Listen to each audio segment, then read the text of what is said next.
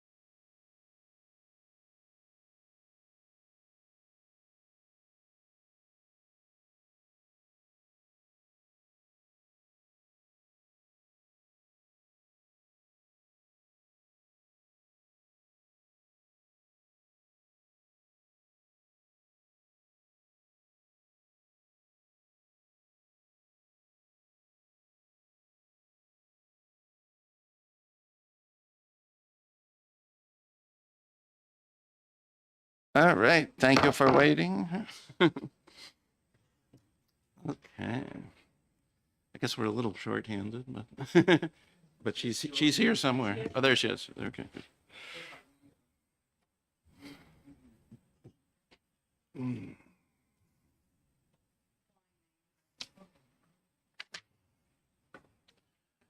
Okay.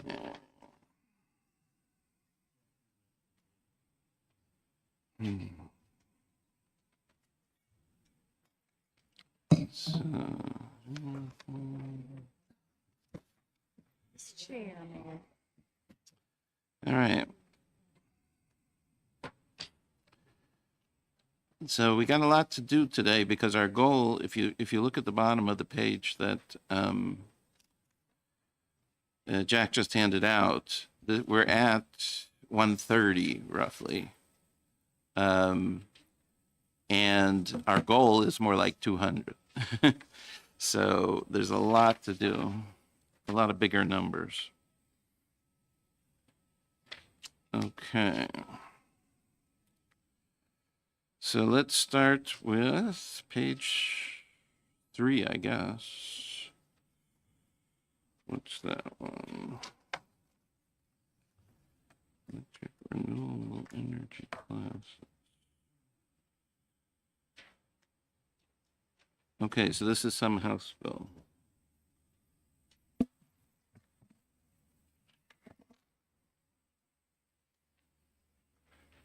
Energy fund. Right. Oh, is this, didn't we do this yesterday? Or we put it off? Yes. Or? Representative McGuire, this is the energy bill that pushes the dates out 2 years to the next biennium to match Oh, yes. the to match other energy one. bill. Yeah. So this was House Bill 219, but it takes effect in 2027, right? Are we okay with this one or not? Mr. Chair, we opposed including this in the budget, so I'll probably continue. But I Okay. don't know how others feel. How do others feel about this? Okay. Ditto. Representative Leishman? Okay. Okay. We'll wait. This is the House Bill 219. It changed. Remember, Representative Vose was in here about the details of the RECs and what constitutes a REC and what doesn't and some of that. And the net result of this is fewer RECs, I guess. There's fewer, Shall we just flip through these? Yeah, we can go to the next one. 572.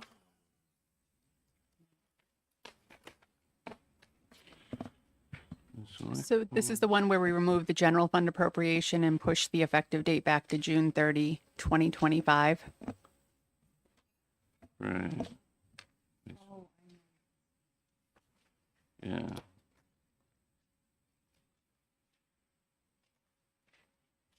Right. So this is the one that took a little money from the Housing Champions Fund for this other program.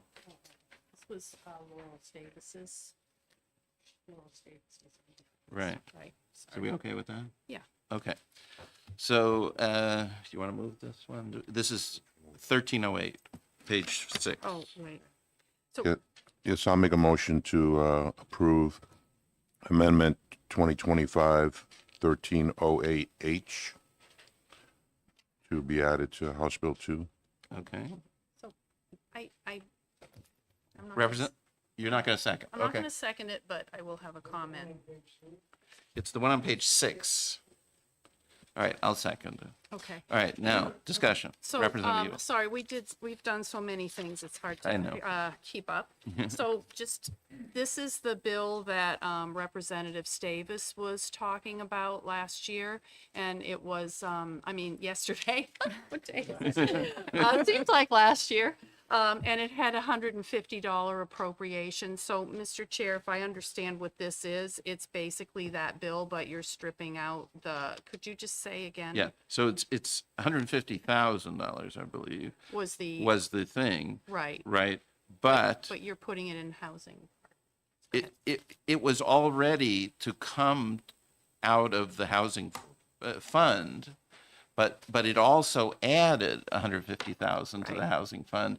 This no longer adds to the housing fund, but it still uses 150,000 of the housing fund, right? So, Approximately. I'm just gonna open it up to, Mr. Chairman, I think there was 150 and we couldn't determine what the general fund portion was, so we were gonna rely on the housing fund to take the money versus providing general fund dollars.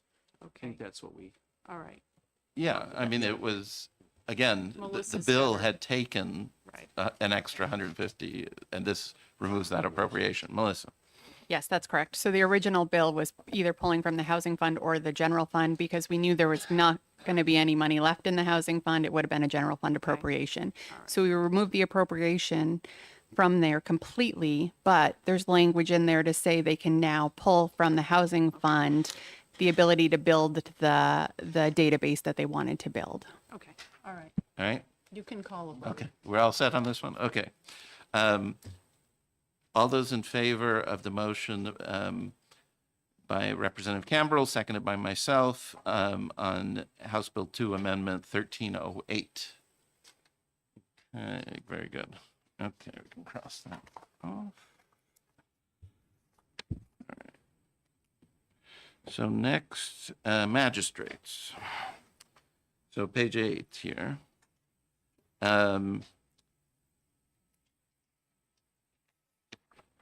This basically allows the magistrate to continue working because otherwise we would be paying them and getting no work, except that the magistrate will not do bail, right? Which I think was the main reason for putting them in the bail bill.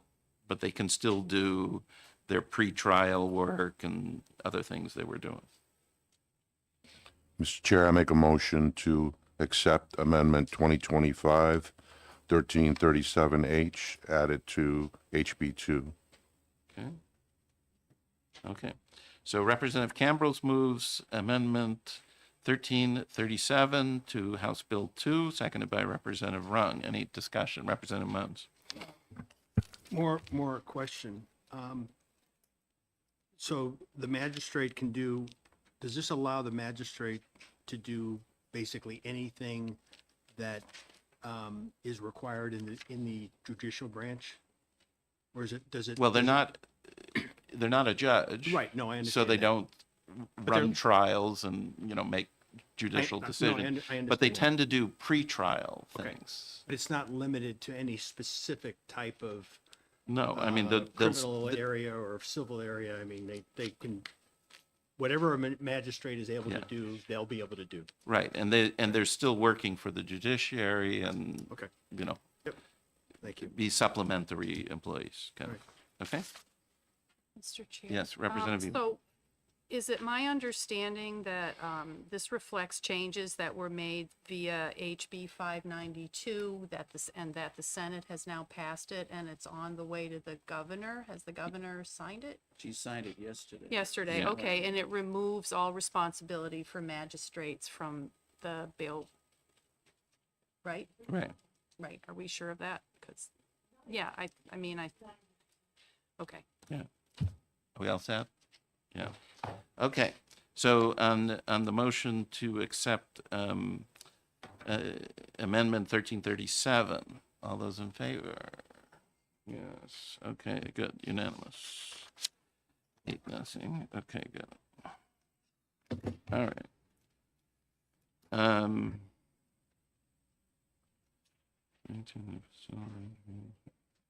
So this one, page 9.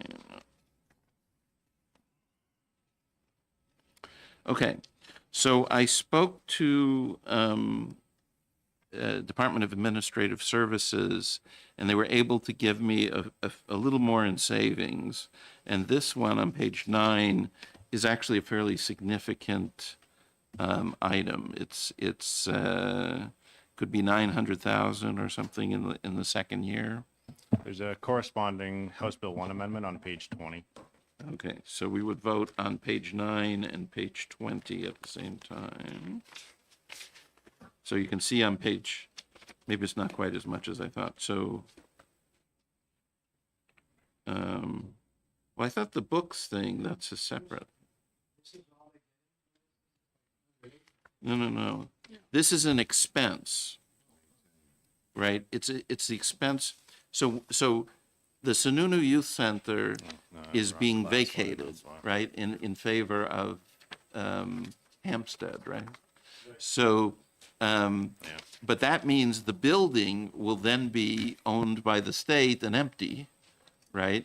And so there's money in the budget to maintain that building, okay?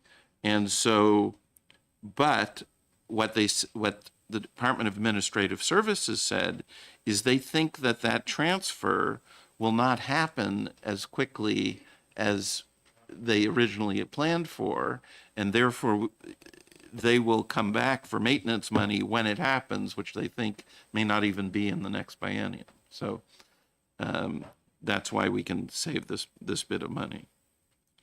But I don't know why it's under books periodicals. That's just the wrong class number. I apologize. Mr. Yeah, Chair. okay, so it's not really, No, it's Oh, accounting. fine. Yeah, it's accounting unit 4354. It's on page 82 of the governor's budget. okay. But that's the total. Those are the total numbers. Okay, so still. the thing that's wrong on page 20 is the class Exactly. number. Okay, but everything else is the correct. numbers are right. Yes. Okay. So do people understand what we're talking about here? Representative Evil? All I would say is I understand what you're trying to do. I have absolutely no background on this. I haven't seen this amendment before now, and I'm kind of uncomfortable without a little more background. If we could just pause this, so maybe we could talk to some people and come back to it this afternoon. But it's up, I'm not prepared to vote on it Okay. in favor today. I don't know what others feel. Do you want to ask I'll ask them to come Ms. over. Keene to come back or something? Yeah, that'd be good. Okay, we will move on to, what's this one? Right. So this is the marketing funds for the, and there's probably a corresponding page 21, is it? Correct. Yeah. So this House Bill 2 amendment, together with page 21, is the promotional aspects of the paid family leave plan. But by adopting this, it will not end paid family leave for either state employees or business employees around the state. That will still continue. But we just won't promote it, basically. Yes, Representative. So this change reflects the change that was discussed in Commerce on a repeal bill, that they're simply removing the marketing responsibility, and that was something I think we all concurred with DAS was okay to do. That's my recollection of it. Okay. So I So you're think okay with this one? I am, but my Okay. others may. So Representative Cambrose can make a. Yes, I'd like to make a motion to accept Amendment 2025-1344H to be added to HB2. And the House Bill 1 changes on page 21. Yes, Representative Miles. Are you seconding? And we have confirmed that, Second. Just a minute. Okay. Seconded by Representative Yule. Yes, go ahead, Representative Miles. we've confirmed that all of these expenses are marketing related, that there's nothing in here that involves kind of the Yes. administration of the program. We've been told very clearly that doing this particular cut will not end the program, and it will still be run by MetLife and all that sort of stuff. So yes. But it eliminates all resources within state government to support the program, essentially. Yeah, to promote it and Well, there's an yeah. administrative, it's not just promotion, right? There's an administrative aspect, I'm assuming. Somebody in the state. Apparently, not really, right? It's available. It still will be in class 60, right? So all the state employees will still have it. Right. Okay, so, and apparently that's all that's really necessary. Okay, and because it's in Class 60 and we're paying that money to MetLife, then MetLife can continue to sell it to others, right? So, all right, any other questions, discussion? No? All right, so we have a motion to accept House Bill 2 Amendment 1344, as well as House Bill 1 Amendment to Accounting Unit 2177 on page 21. Motion made by Representative Cambrels and seconded by Representative Evil. All those in favor? Okay, it looks like 7 and opposed 1. Thank you. Okay. So we got that one. Okay. All right. Now, Work Invest NH. Maybe we have to wait on this one. Maybe. Okay. So where are we here? State Library, right. So this is on page 12. Before we skip past Worth Invest NH, is that the program? There were 3 programs that we talked about yesterday. Yes. This is the one, the first one where, is this the one that, I guess I'm trying to understand if this is the one that deals with people with disabilities. No, Okay. it's just the one that's a straight grant program for certain businesses, paid for by all the businesses. Right, okay. Wait on the library. We don't, Yeah. Yeah, and he's the one most interested in this, probably. Mr. Chair, Yes. I don't know how the other, my colleagues feel about 1342H. I'm not comfortable voting for it, but I didn't want to foreclose their opportunity at this point and hold things up. All right. Yes, Representative Griffin. I thought we voted on this yesterday. No. This is a brand new amendment. We talked about it. Representative Weiler spoke about it, but we didn't have the amendment prepared. But now we have the amendment prepared. Yeah, we didn't have this yesterday, I think. Well, wait, No, what I heard, we thought it was just big businesses that used it. And from what I heard from commissioners, it's half and half, big businesses and small businesses. Some small businesses have used it to train employees. Everybody's eligible for it, so I don't think you save much because the money that they're taking out still goes into the unemployment fund. So there's no real savings. Well, Mr. Chairman, Yes, is go the ahead. commissioner coming over to visit with us about this? we haven't asked him. I've been in a lot of email correspondence with, what's his name, Richard Lavalier or something? Huh? Lavers, yeah. Was he all right with this? No, he likes this program. Okay. So, but anyways, it's just my proposal. But, so, do you want me to, we can ask him to come over if you want. Yeah, let's I hear think more that'd be about good. it. I agree with Representative Weiler. It's a kind of a beneficial program and it's worked well over the years and it does help. Well, I would employ- say, the 120 people that use it every year would agree with you. But I don't know about the 10,000 Well, that pay for it. I think we've heard that they've generated as many as 3,000 jobs a year, so it's significant. Well, they've trained. So first of all, those people are getting training, right? They get their training, and then the businesses that train them go to the state and ask for reimbursement, right? So the only question is, should the state reimburse them out of funds gathered from all businesses? Okay. And $200,000 of it is expenses. So, Non-general fund expenses. they are not general fund expenses, but You it won't- you won't makes see the everybody's. savings in the monies that's paid in unemployment. They'll still be the same. So that can't possibly be true, right? Because we're spending $2 million. It doesn't come from the air. It comes from those businesses. No, but that the charge to every employer will remain the same. Even if you For a do this, while, well, okay, but in the long run, $2 million a year would be saved from all employers. so they don't adjust it until it reaches 400 million, which it may not if there's a lot of people collecting unemployment, and there's now 385 million in the program. So But the point is, after 20 years, $40 million less would have been collected. I mean, this is not, there's no such thing as free money, okay? All right, this has no effect on the present budget. absolutely true. Okay, I'm not in favor of it. okay, you're not in Well, favor. why don't we vote then? All right, we will skip it. So you're withdrawing it? Nobody has moved this yet, as far as I know. Okay. Okay. All right.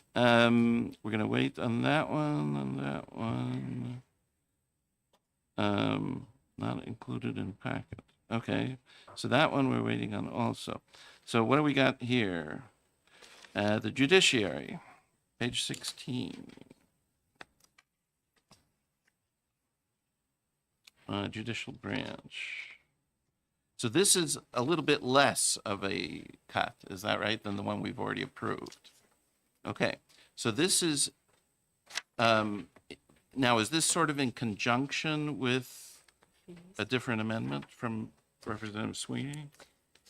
So we don't have the actual language for the amendment yet, still working to pull all Oh. of those pieces together. But for the HB1, the budget piece, we didn't need to do anything because we had already repealed the Human Rights Commission, the BTLA, and the Housing Appeals Board. So that was within his proposal. We just needed the funding for the two new judges and their staff, which is what this back of the budget does. It reduces it by 1.3 million per year. Okay, well, we can't add when we don't have the money yet, so let's keep going. All right, so DAS. So we have, I asked DAS for where can we find cuts in their budget, and they gave me several. And so they're all split up into separate pages here. So the first page is they have a funded but unfilled position. So that's this one on page 17. It's a House Bill 1 amendment. It's roughly 100 plus a little per year for this one position. Yes, Representative Brown. Mr. Chair, what is the position and do you know why it's vacant? It's been vacant since 2022. It's, I could look it up. It was I think it's accounting related, but let me look it up. Well, just while you're looking, what you're saying is these are things that have been offered up as Yes, sacrificial lambs by I asked DAS. DAS and others to find places that they could cut their budget, and this is one of them. All right, so let's see.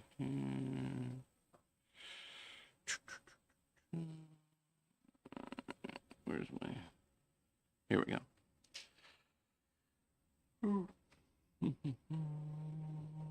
Okay. Whoop.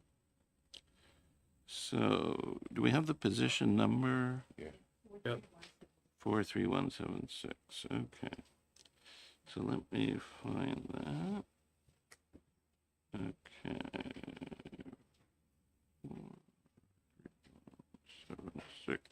They go with Oops. a higher number. 43176. Okay. There it is. It's on line 134. It is so it's been vacant since July 28th of 2022. The position title is it's a Computer Information Analyst 4. And it is in the Enterprise App Management Accounting Unit. FDM, whatever that means. So it's a computer person, computer analyst. So it's and this particular accounting unit has 2, 4, 6, 8, 10, 12, 14, 16, 18, 20, 22, 24, 26, 28, 29 computer info systems, whatever. So there's one vacant position. Okay. So we just have to move to approve page 17. I'll second it. Okay. Representative Rung moves to accept the House Bill 1 amendment on page 17 to Accounting Unit 1370 to eliminate this vacant position, vacant but funded. And it was seconded by Representative Evil. All those in favor? Okay, unanimous. Very good. Next one is, all right. So, all right. So the next one is overtime in the administration budget of DAS. What you don't see on this page is, so the House Bill 1 has, now this, I think, wasn't this backwards? Yeah, it's 40,000 that you're reducing it by. Yes. Get 15,000. So this isn't right. So the change is 40,000 and the result will be 15. But what you don't see in this page is that in 2024 used like 3. Okay, so this is still a big increase from what they have been using in this line item. They haven't been using much overtime. So, I move to accept, Mr. Chair. Yes, I'll second it. all right. So we're gonna accept the House Bill 1 amendment on page 18 in Accounting Unit 1042 with the change of the decrease in this accounting unit for each year is $40,000, resulting in $15,000. Representative Run. Yeah, I checked that line in HB1, and I think they did spend around 3,000 in 2024, but they did spend 56,000 in 2025. No, that's the budgeted amount. We don't ever get actual amounts for odd-numbered years. Okay. Yeah. So the budget was big like this, but the indication we have is that they don't use it. And again, this was a line item that they suggested we could cut. Okay, thank Okay, by this amount. All right. So we're ready to vote on this one. All right. All those in favor?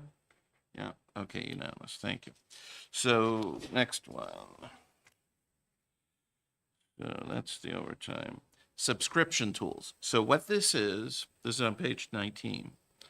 So this is the budget for things like Indeed, LinkedIn, and other subscription products that they use to find employees. Now, we all know we're not hiring very many employees, and so this would be a reduction down to $100,000 for the first year and $150,000 for the second year for these recruiting aspects. Okay? Mr. Chair, I make a motion to accept. Okay. Okay. So the move by Representative Cambrell, seconded by Representative Rung, to accept the reduction in Accounting Unit 1042 on page 19. All those in favor? Okay, good. So that's that one. And so page 20 is the one we just talked about. Yeah, so what time would you like them to come as soon as possible? I imagine? Yeah, All right. this morning if they're available. Okay. Yeah, just one person would be plenty. Okay, we're going to wait on that one. So do we want to go back to page 21? This is the paid family leave. You already did that. Oh, we did. Do we do paid? Yeah, we included it on the amendment that was on the, Oh, okay, so Early 21's page. done. Okay. So, reducing non-federal grant line. So we don't have, the sense here is that we don't want to eliminate the Work Invest NH program. Is that it? no. Okay, no, okay. This is family medical leave. No, but no, I'm going down to employment Well, this is security. work invest. It would be page 22. So page 21, we already approved. All right, So this would be page 22, but you don't want to do it. I don't want to do it. Okay. So now we'll go to page 23. Representative McGuire, Yes. I invited the commissioner. Do you want me to send him an email and say, never mind? Or do you still I guess. want? Do you want to still hear from him or no? No, No. I'm convinced, he's convinced me. I hope He's I've convinced you. But what about you guys? Do you want to hear from him or no? Yeah. Okay. All right, we'll skip it. Okay, page 23. Targeted block grant. So this is a little bit of a change to this BEA grant. I actually don't remember this one in particular. Was this just something I sent you an email on it last night. Yeah, this is one you had said to remove. This is the one where they give out $11,101 to each Oh, grant yes. recipient. Yeah. So this is money for regional planning, right? In the BEA. And they give out like $11,000 to each of 9 regional planning commission boards. So I was looking for a little bit of money, and to me, this is an expense that's very unnecessary. So,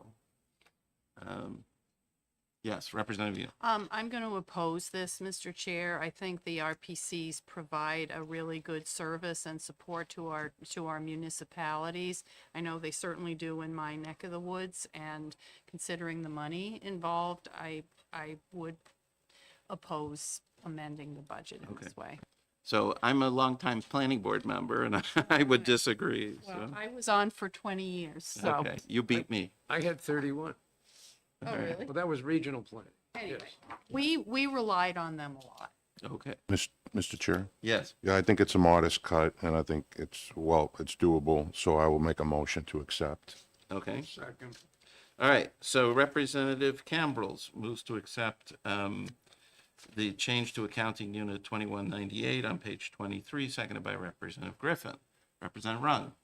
I actually worked for the National Regional Planning Commission many years ago as an intern, and they provide an invaluable service because they connect towns. So even they do much more than what even a county would do, but they do a lot of studies, a lot of recommendations regarding infrastructure, which is key for business development.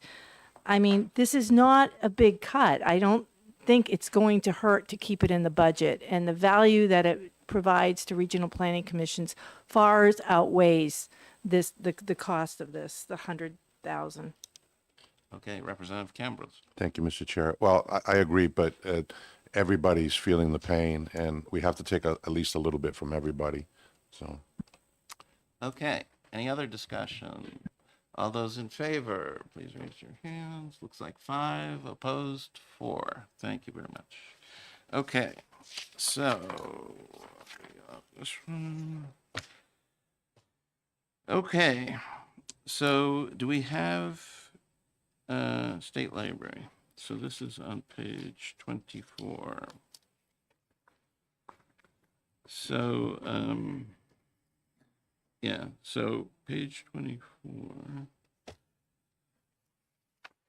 So do we want to do this? This is the major change to the state library, or we can do a lesser amount. Now, the funny part is this number looks bigger than, yeah. So why is, Jack, why is the thing on my other page 2 million something per year, whereas this is Oh, because it's split total is funds, between, total funds. yeah, general see. fund and federal funds. Gotcha. Okay. So what do we think? Do we want to, this full cut, or do we want, I have there are two funded but unfilled positions in the state library. Do we have the amendment for that one?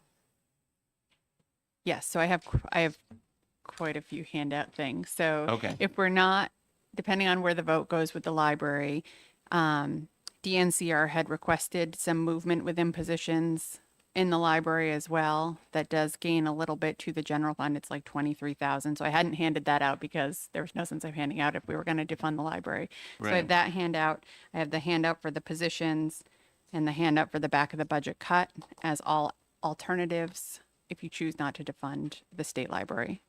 So Mr. your choice Chairman, which way you want to go. Okay, Representative Leishman. I was just curious, it was Representative Sweeney's original amendment, whether he's going to proceed with that or support something else. I was hoping to get a hold of you prior to the meeting to have an offline discussion. but- Oh. Representative Sweeney. Thank you, Mr. Chairman. Thank you for the question. I do not want to move forward with the full cut of the state library, nor do I think we would like to. I do know, I suspect the federal funds for the library will be dried up this year, and so I think we have to have a longer conversation, probably outside the budget, as to what we do there when those funds are actually cut. I think a more surgical approach that Chairman McGuire referenced about the unfilled funded positions might make more sense, just to find something there. I just do want the public to know that the federal funds, which do fund a lot of the programs that people see the state library as, the interlibrary loans, the Libby system, a lot of those services are at risk with federal funding cuts. And it's not on the state of New Hampshire if those funds get cut, but we will likely be the ones to Yeah. have to pick it up. So presumably, when federal funds disappear, then all these things that are funded by them automatically disappear, right? We don't, yeah. Okay, Representative Mutz. If we eliminate the federal funds line in the budget, does that mean that we can't receive those federal funds if they are available? Well, I think nobody's proposing that. We're just sort of saying that we suspect that those are going away, Right.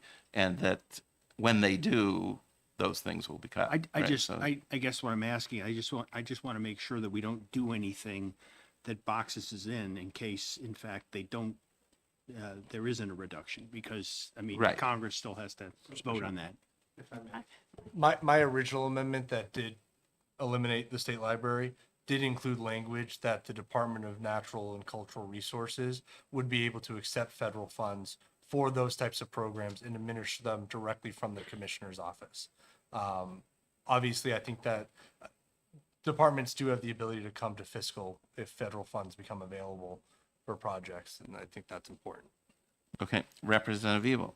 Thank you very much, Mr. Chair, and I appreciate that Representative Sweeney is going to pull back the proposal to defund the library. I just do want to take an opportunity to thank all the people that wrote to our division and to finance generally to express their concern about defunding. I think that honestly, it was heartening to me to see the enthusiastic support that our libraries have and our state library in particular has. I mean, we also heard quite a bit from folks on the Humanities Council cuts or the Arts Council cuts. I also think that it points to the somewhat desperate situation that we're in as far as the budget is concerned. And I wanted to thank all the people that reached out to us in connection with the proposal. Okay. All right, so why don't we, Melissa, hand out what you got there.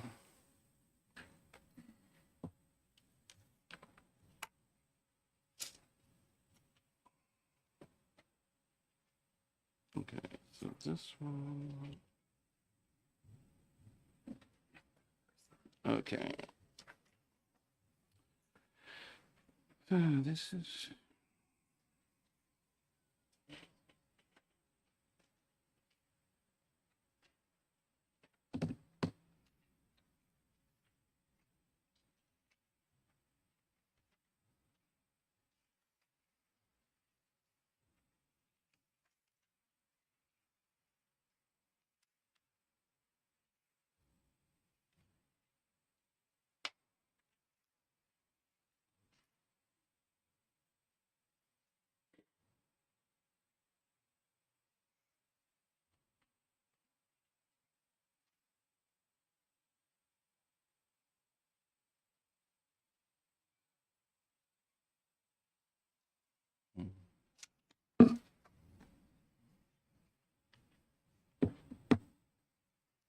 Okay.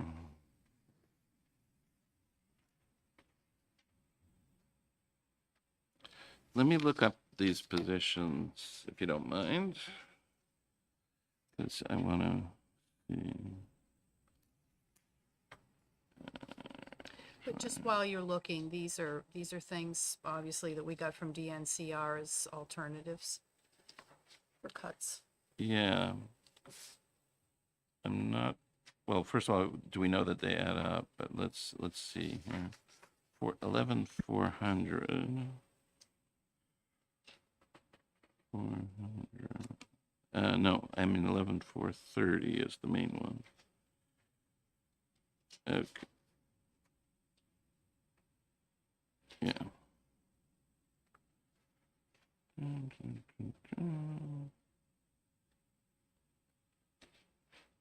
Okay.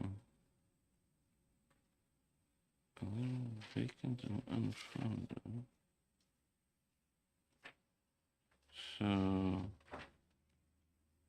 So I have it that 11,430 is not funded. It wasn't. She says here it's unfunded. It says it's unfunded. Oh, it's vacant and unfunded. I see. Okay, good. Oh, she's asking to fill it, actually. Right. So that one is a librarian-1.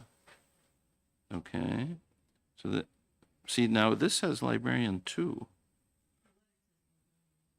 Yeah. But maybe the last time it was funded. So this is somebody retired. Okay. So somebody retired in January. Okay. And vacant. Yeah. 11,400. Okay. I see. So these are also vacant unfunded, right? Vacant and funded. All right. So let's look at 11,428. 428. So that one is, whoops. Fine, 11,428. Okay. So 11,428. Yes. Okay. Right. Okay. It's administrative assistant. Yeah. Okay. So this is separate from my proposal, all 4 of these. They're different. Right. Actually, they're giving you more than what you were proposing. Well, but the No, only but- difference is 21,500 in one year and But the- 21,170 in the next year, because we're swapping funded positions for unfunded. Right, but the 2 positions that I wanted to eliminate are different ones. One is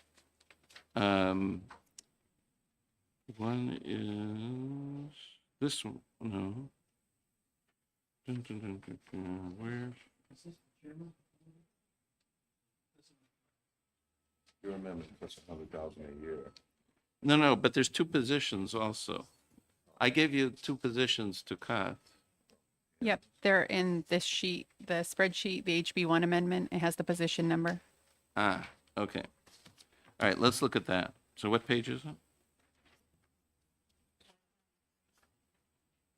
No. In the packet. It's a new. This one is they not, just gave. this is a new request you gave us Oh, this she- morning, after the packet was already Oh, prepared. okay. This one? Yeah. Aha. Okay, good. Right, so there's, yes, so these are the ones. 9U091 and 11,419, right? So, yeah, so this one and this one together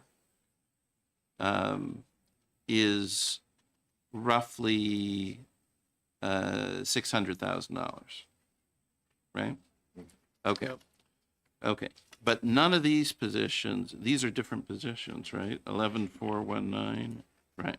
Yeah. So So the two positions I put in this House Bill 1 amendment, these are also funded but unfilled positions. Okay? And so this, what they gave us, these four, replace these two with these two, that's sort of a wash, right? Right. But, Yeah. but, Mr. Chair, I think in respect for the Commissioner of DNCR, if this is what in her administrative wisdom is requesting, I mean, it seems to me that we ought to honor her request, especially because it saves money. Yeah, so I'm happy So- to do the request, but I'd like to do my actual cuts also. So, Well, could we vote on yes, her? why don't we do Okay. do a two separate votes? Okay, like, I'd like to move the request of DNCR in their letter to us dated March 19th, 2025. Okay, so, and what's going on in this letter is we're putting in funds for two vacant and unfunded positions and taking away funds from two vacant but funded positions, right? Okay, and I think that's it. Yeah. With a net savings of, does it say here? It doesn't really say. There's a little bit of net savings. Right. 21,500 and 21,170. Okay, 40,000. all right. Roughly $40,000 for the biennium. Okay, so Representative Ebel moves and Representative Rung seconds this change for DNCR from their letter of March 19th. Any more further discussion? All those in favor? Okay, unanimous. Good. All right, now my two items, right? So this is, it's a vacant unclassified position, which is the state librarian, and it's a vacant classified position. Now, there is somebody who has the title in a filled, funded position of state librarian, and my understanding is it's a person that was nominated for state librarian for this 9U091 position, but was rejected by governor and council, but is still working as the state librarian in a different funded position. So basically, this is getting rid of the unclassified position, which is unfilled, and this other position, which is also unfilled, and asking for a back of the budget cut in general from the library of this $100,000 a year. So it's nothing near as severe as what Representative Sweeney originally proposed. Okay? Can- Yes, go ahead. Mr. Chair, I just to clarify the record, I believe Governor Sununu's appointee, he pulled the nomination back. She was not rejected by governor okay. and council, and he pulled it back because I believe on the record she had said she didn't support the banning of books in libraries. Gotcha. Well, for whatever reason, that position has not been, this is an unclassified position that has not been nominated and is currently vacant and has been vacant since August. Representative Munns. So I'm sorry, I wasn't quite following all of that. So the 9U091 position, is that the state librarian? Yes. But there's, like I said, there is somebody with the title of state librarian on the books in a classified position. Okay. And then the 11419 position, what is that? That's a different one, which has been vacant since, I don't know, let me look here. 11419, yes, okay. So this one is, okay. So this is a position that is funded but vacant, and it's somebody who left in November. So it's just a librarian one. So if, going back to the state librarian, so I hear what you're saying, there is somebody in a position that's acting as the state librarian currently. Right. If the governor nominates somebody as the state librarian who is different from that person, if we eliminate the 9U091 position, there won't be any place for that state librarian to Right. be paid from. Right. This would effectively get rid of the Temporary. ability of the governor to nominate somebody for this position. That or eliminating the position of the person that's temporarily in the job. Well, Or the eliminate governor that. only nominates unclassified positions, right? So there won't be any unclassified position associated with the library, and therefore that whole thing won't come up. Okay? Yes, Representative Ebel and then Representative Rung. Mr. Chair, I have to oppose this, this action. We have to have a state library and a state librarian. And, without the, I mean, I know we're at the end of the wire here, so I'm not going to ask you to bring in Commissioner Stewart. I'm just going to say that, I can't support this. Okay. Representative Rung and then Representative Munt. Yeah, I agree with Representative Ebel. And, you know, Commissioner Stewart has made a really good faith effort on making sure the right people are in the right positions and bringing cost savings to the state. I think particularly if we read had to have been over 100 emails, and I tried to read every one. These weren't form letters. Our state library is a treasured resource. We're already saving, we're cutting their costs. We need a state librarian. That should be an appointed position. So I'm going to vehemently oppose this motion. Okay. Representative Munt. So if I could just switch gears for a second to the proposed back of the budget cut. Rather than, so I just want to, I want to confirm that this is a back of the budget cut for the entire department, not just for the state library, correct? No, it's from the library because it's accounting unit 2551. That's the library. Okay, then why, instead of putting that back of the budget cut on the state library, which has a relatively small budget, why not have a back of the budget cut on the entire Department of Natural Resources to give the commissioner the maximum amount of flexibility? Still Yeah. accomplishes what you're looking for, $100,000 savings, but gives her a little bit more flexibility. We could do that. I looked at their particular budget, and there's not a huge amount of general funds there. It's basically in two general areas. One is, well, and maybe administrative, but it's basically the library and it's the supervisors of the rangers, right? So those are the basic areas, and the supervisors of the rangers are sort of high-end firefighters, right? So it wasn't, and each one of them supervises close to 20 people. So I didn't want to cut in that area. Yes. Representative Griffin. I'm reluctant to abolish the position of state librarian. Everybody involved in all these departments have to contribute to the bottom line here that we're trying to reach. But I think abolishing the position is a mistake, and you still can leave the position and not fund it. Well, as I said earlier, there is somebody with the title of state librarian. It's a classified position. It's just not appointed by the governor. That's the difference. Representative Sweeney. Thank you, Mr. Chairman. Thank you for bringing forward the amendment. I think it does make more sense for the Department of Natural and Cultural Resources, the position of the state librarian, which in effect is right now being held by the temporary state librarian who was the assistant state librarian, for that to be a person that is classified under the department, as opposed to the governor having an appointment power of the state librarian when it's underneath another department.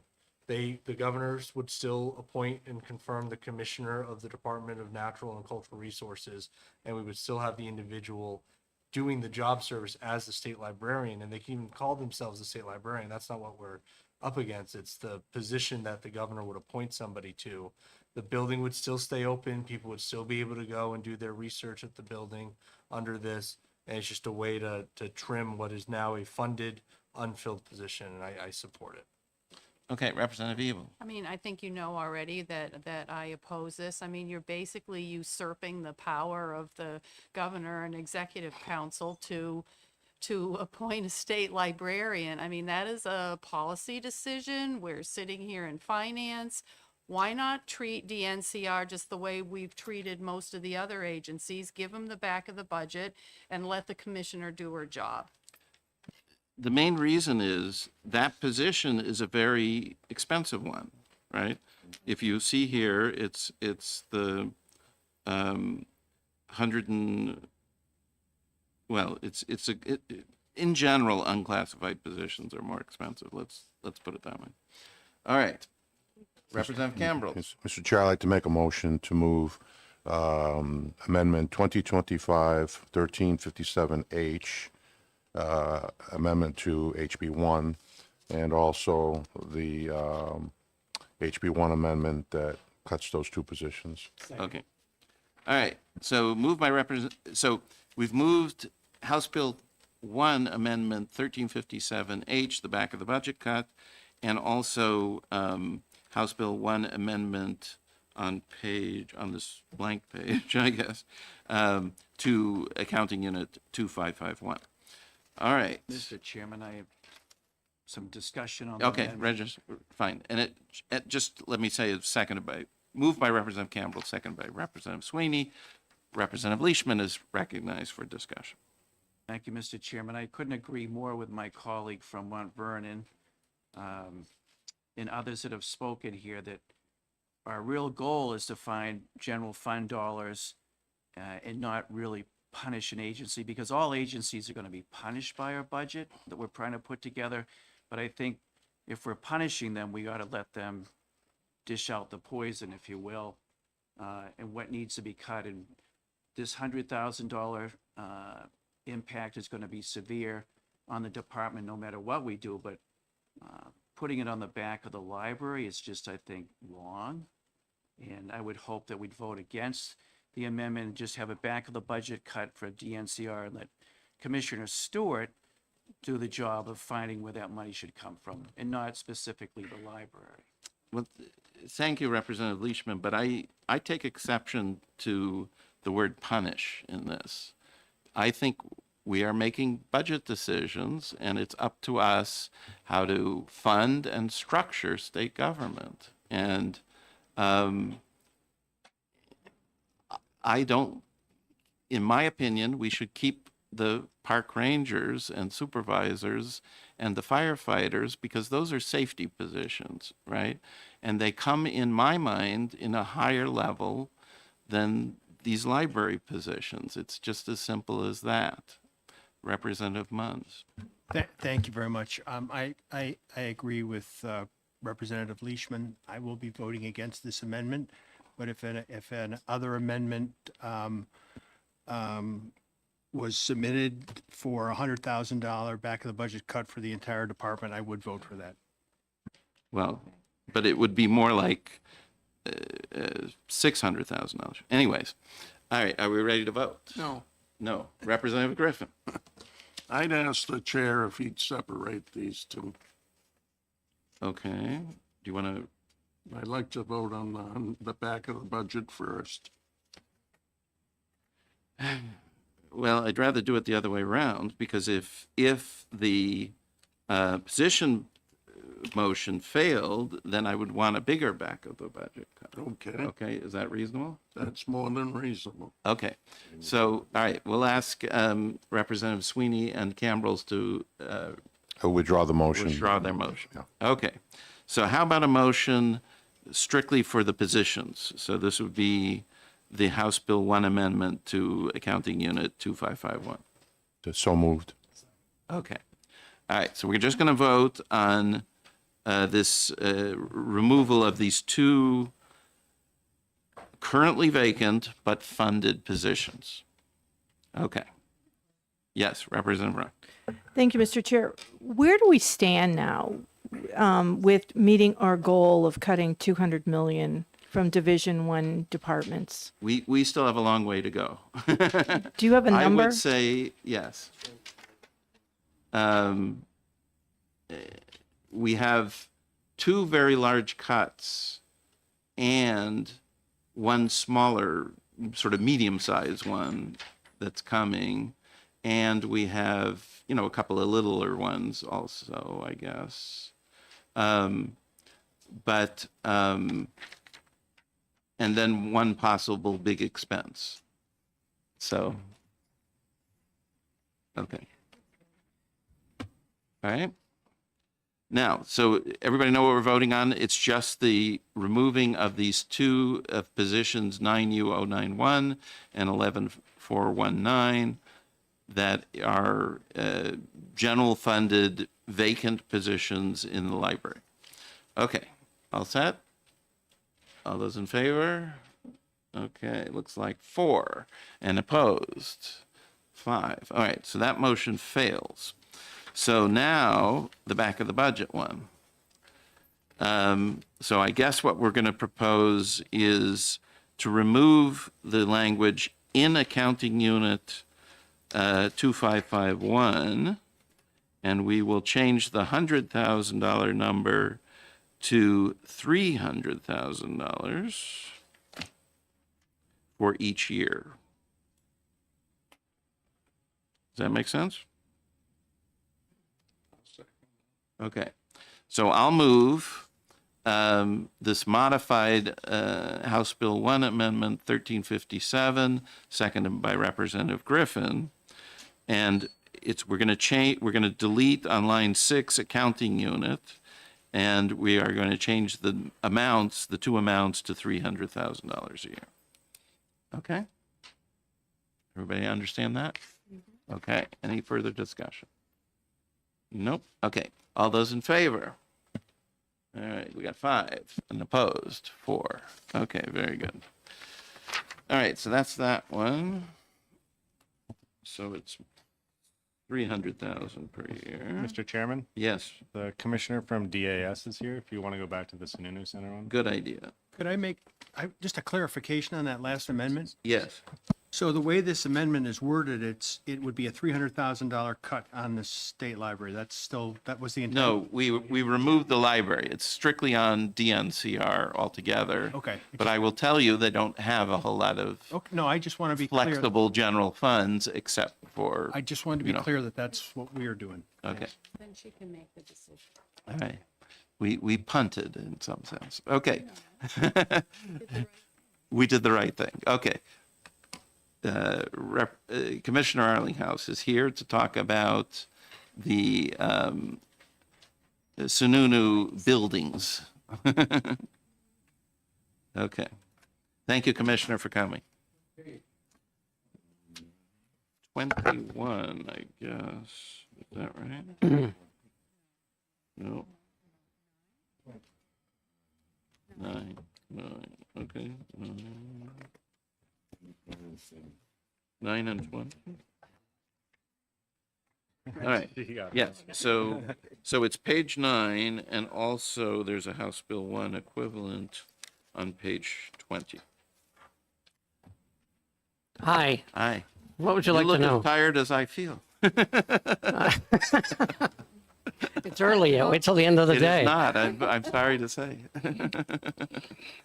Maybe it's because I'm wearing my glasses. Let's Anyway, go with that. yeah. All right. Welcome, Commissioner. We're talking about the Sununu Center or Yes. the Manchester Property Accounting Unit, as I think it's called in the Yes. budget. So, as you know, the what used to be called the Sununu Center is closing eventually, and there's a facility being built in Hampstead, which will be called the YDC, and is the new version of that. When that happens, there's a there's a bill that requires us to sell the Manchester property, and requires us to take ownership, quote unquote, of the property over from HHS. That is to say, when they move out, they would transfer ownership, and we have to pay utilities, upkeep, and all, et cetera. There's about $500,000 general funds in year 2 in our budget for that. And I said to the chairman, The building's going to be done toward the end of 2026, which means we'll miss at least half of fiscal year 27. In all likelihood, most of fiscal year 27. It seems silly to tie up $500,000 in general funds that you're certainly only going to use a portion of, if any of. And so Sherry Rockburn sent over, I think, language for you to say, we'll zero that out, essentially. And we can come to fiscal when that transfer is effectuated, which will likely be very near the end of 2027 and need a dramatically smaller amount of money. Do we have a plan for the property after it gets transferred? There's a requirement in the law that, and it's vague and uses words that don't mean what the people who wrote them think they mean. But essentially, we have to work with the city of Manchester to sell it for its highest and best use, which sounds like housing to me, but Yeah. Yeah, I mean, this is a very attractive waterfront property here, right? So, it's a nice piece of property in a very large city yes, that has housing problems. So yes. I don't know if 2 years that'll still be the case, but I'd be surprised if it weren't. Surrounded by expensive homes. Yeah. Okay. They would love to have neighbors. Neighbors are a wonderful thing. Okay. And is the $500,000 in the second year sort of your estimate of the cost to Yes. just maintain that as an empty building? Utilities and maintaining, and there are a bunch of buildings, and, you know, as people know, there's one that we're demoing, the Wilkins Building, I think it's called. And there's the Manchester Police Department has horses there. People may know that, Okay. which we would work Representative- something out about. I wondered whether the commissioner had the language that we're looking at. I mean, have you seen it? I know, Give it to him. did Sherry send something to Jack? Oh, thank you. Until such time the property is relinquished, the department shall request an appropriation subject to the approval from the fiscal committee and the governor and executive council, funds necessary to maintain the property. The governor shall draw a warrant from funds not otherwise appropriated. You have the HB 1 amendment. The HB 1 amendment, I think you have, and it essentially So that's all good. zeroes out 509,000. Okay, as long as you've seen it. Yeah, I think they provided, so. All right. Any further questions? No? Are we happy with this one? Yeah. Okay. I'll entertain a motion. Okay. I'm sorry, I'll move Amendment 1334H and the accompanying HB1 amendment on page 20. Okay. I'll second the motion. All right. So moved by Representative Rung, seconded by Representative Cambrels. The House Bill 2 Amendment 1334 and the House Bill 1 Amendment on page 20 to Accounting Unit 4354.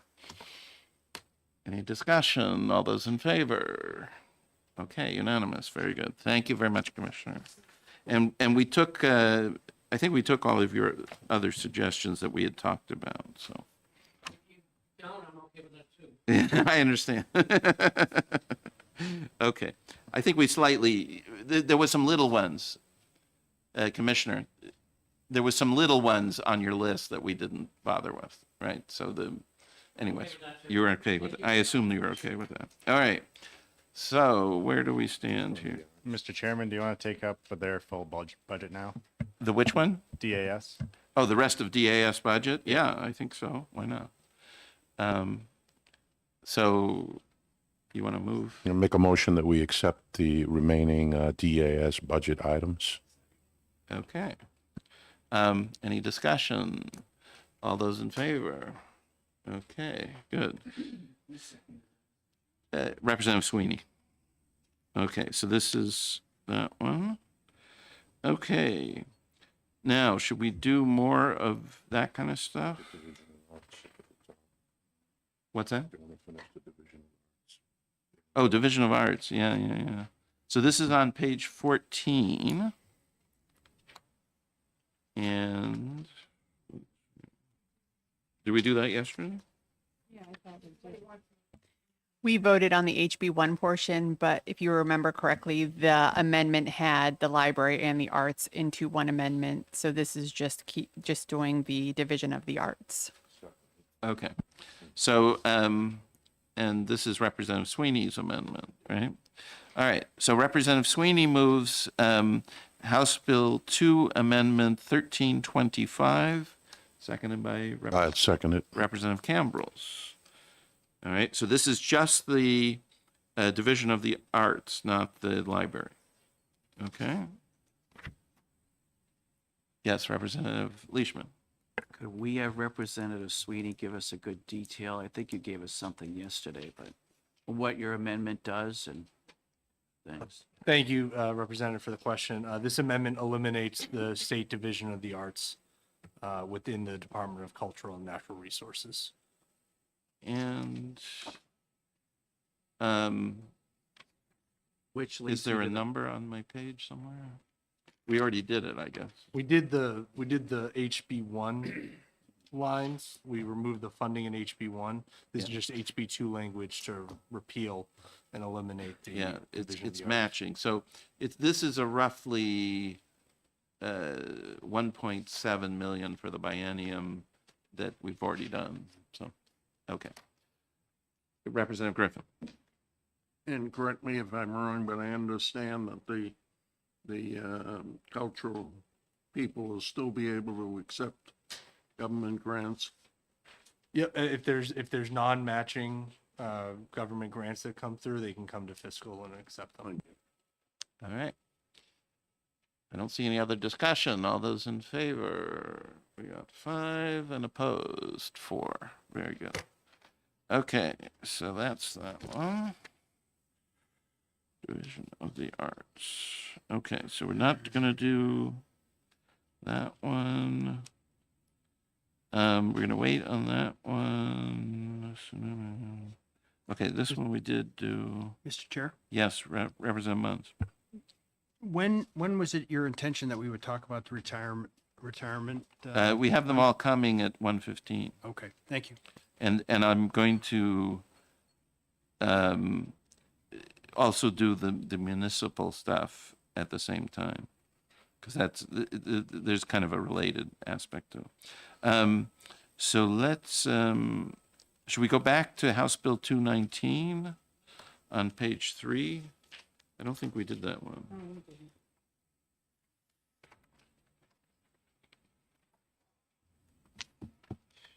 Okay.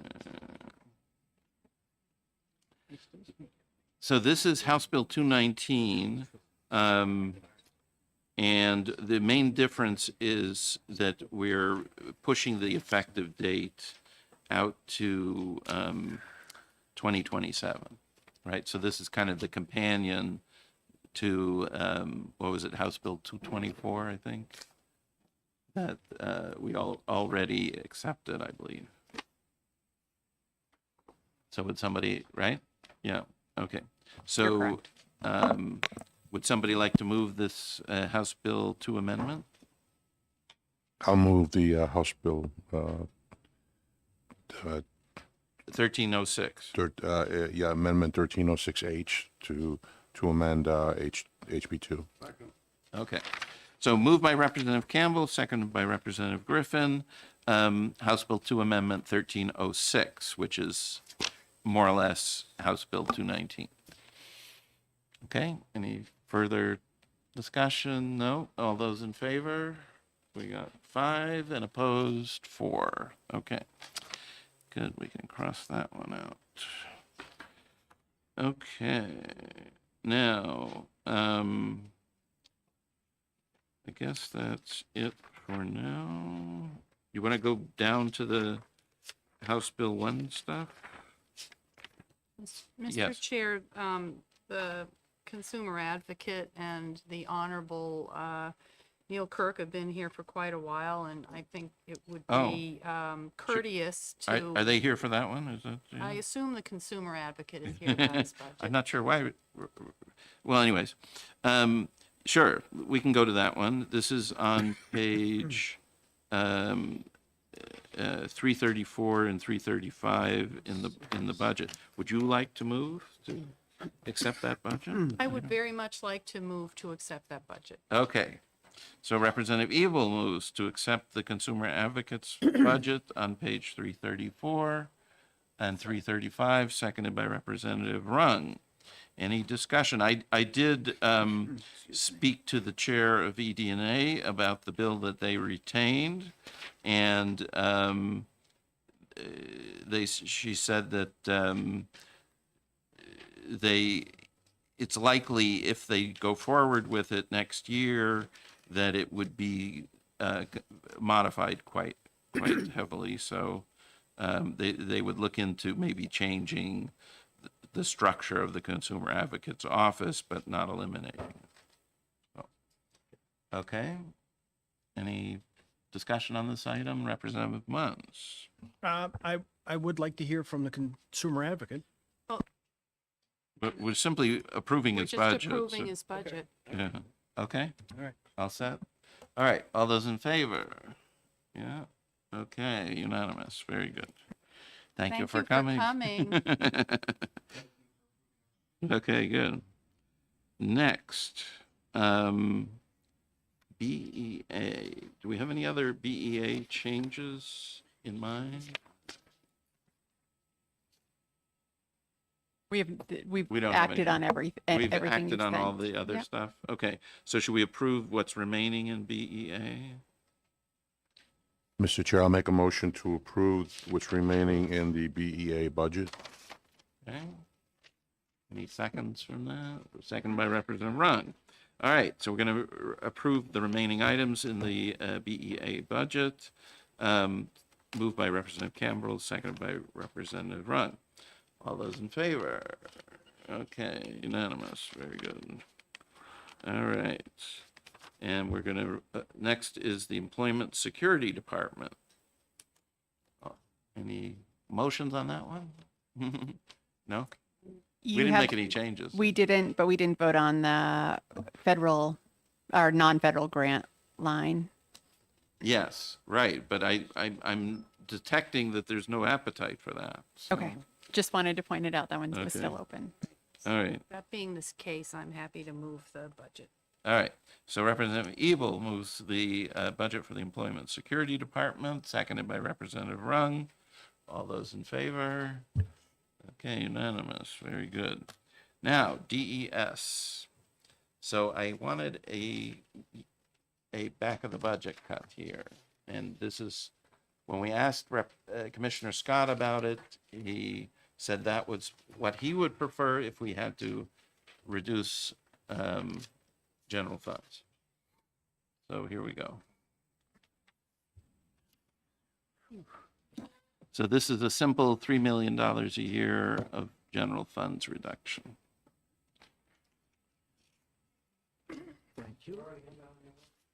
It's on my list. It's probably new for most people. Yeah. But it's in the big grand total, I think. Representative Evil. Mr. Chair, you and I did not discuss this. However, I know that the commissioner prefers a back of the budget cut. I think it is hurting. I think we've done back of the budget cuts for all agencies so far. It hurts them all. And, you know, unfortunately, DES, they all have to share the pain. And although it pains me to move this amendment, I will. Thank you very much. I'll second that amendment. Okay, so we have House Bill 1 Amendment 1352. Oh, Representative Griffin would like to speak. Go ahead, Yeah, Representative.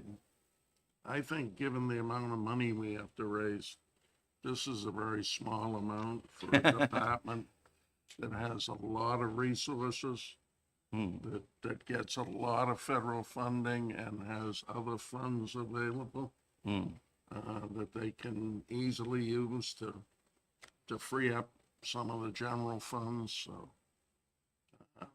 I will be voting for the thing, but I think it's too small. not enough given what we need to raise. So it's a little more than, I think it's more than 10%, right? So It is general because they don't, I mean, it's a pretty hefty amount of their general funds and is Yes. in alignment with the cuts that you've done for other agencies with respect to their general funds. So I'm Yeah. hopeful we can move this forward.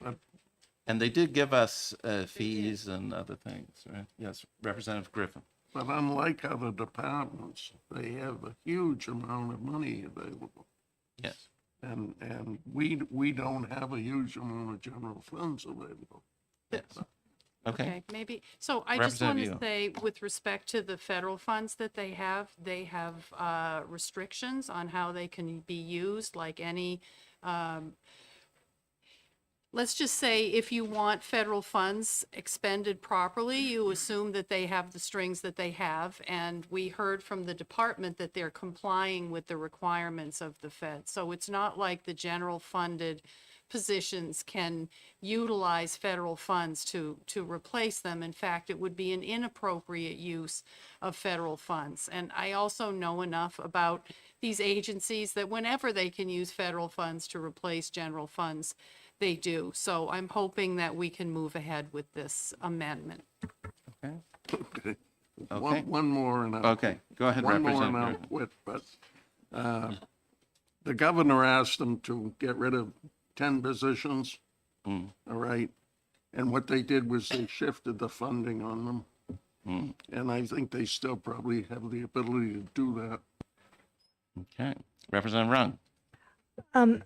We cut, I think, $1.5 million in their grants the other day, and I think that's a big chunk. I can't support a $3 million cut, but I'd be willing to, go to $1.5 million. You know, the thing is with DES is I work very closely with them on cyanobacteria issues, and they're so understaffed in that area, and the environmental needs that we have in the state, particularly with water quality, groundwater, subsurface waste treatment, is just growing. And to think that they can meet the needs of growing environmental challenges with less money is disingenuous, in my opinion. But I do agree. I mean, I would support a cut, but I think $3 million is really steep, considering we just took $1.5 million the other day. So it must be the right size if some members want more and some want less. So, all right. So, yeah, you want more? Yes, Representative Mons. I once again, I agree with Representative Rung, and if memory serves me right, I think some of the other back of the budget cuts, your target was about 5%. Right. This is double that, which, given the challenges that Representative Rung has laid out, just seems unreasonable. Yeah, I mean, part of the reason was Representative Griffin's reason, right? So there seemed to be a little more capacity here. So, all right, can we vote on this one? Representative Leishman wants to speak? Yeah, sorry, Mr. Chairman. I'm just trying to get my head around Representative Rung's number. I'm looking at your list that we just got today, and I see a permitting position that was abolished of 100,000 or 114,000. Then the add backs from the fee increases, which were almost $5 million here. DES fees. So where is that $1 million, Rosemary, that I'm? It was, No, it was I'm just going to say again, I don't love this number myself, but you remember the governor pulled back, $30 million out of the SAG grants. And then for 26, 27, remember that was part of HB2. And then I think, Mr. Chair, you know better than I did. You had another amendment that you brought in that went after even more of the SAG. I can money, speak. like I can the speak to tail. that. It looks like we can Go add ahead. it to the What's add that? it to the On the sheet. list there. So it was 2.3 for fiscal year 26 and fiscal year 27. We voted on that at the end of the day yesterday. So Right. that's, where is that? That is going to be added to that list. Oh, that's why I can't find it. Well, so Oh, it's go- not on our list yet? Correct. But we did approve it. Yeah, okay. So- Uh-oh. So, I mean, those need a are, new those are healthy cuts, but I have to say that, you know, in part, that's downshifting to our municipalities because those are wastewater treatment, treatment cuts. But I'd like to move ahead with the Okay. amendment. All right, so all those, so yes, we had a motion by, Ebels and Cambrels, I think. yeah, you seconded. So, all right, so this is House Bill 1 amendment, back of the budget cut in Amendment 1352. All right? All those in favor? Okay, I see 5 and 6 opposed. All right, very good. 3, 6 to 3. Thank you very much. All right, so now where do we go here?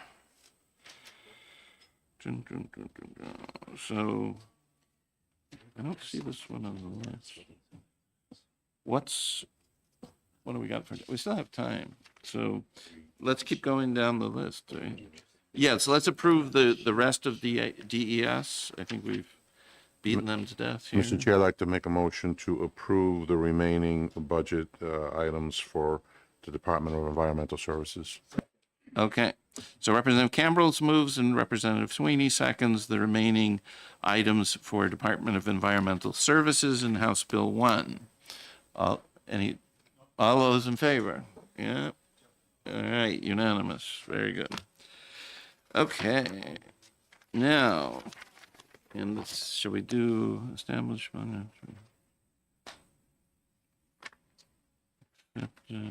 Is there anything left for DNCR that we haven't done? Yes, if you turn to page 25, there's a few additional requests that were presented to the division when they came in. And this impacts other funds. This does not impact the general fund. So there are 4 items on your sheet on page 25. This affects the Connecticut Lakes Headwaters endowment accounts. These are typically in the budget. The timing of where it occurred, where DNCR works with Treasury to find out what the budget should look like, happened a little bit later in the process, so these didn't end up getting put into the budget. But this is an endowment fund. Treasury says how much they can spend, so what is being budgeted is based on the conversation between the two entities. Okay, so these are these large endowments that they have for the Yes. Connecticut Lakes? Yep. Okay. And the reason they hadn't put it in the budget earlier is? They didn't have the figures from the Treasury Department yet. I see. Okay.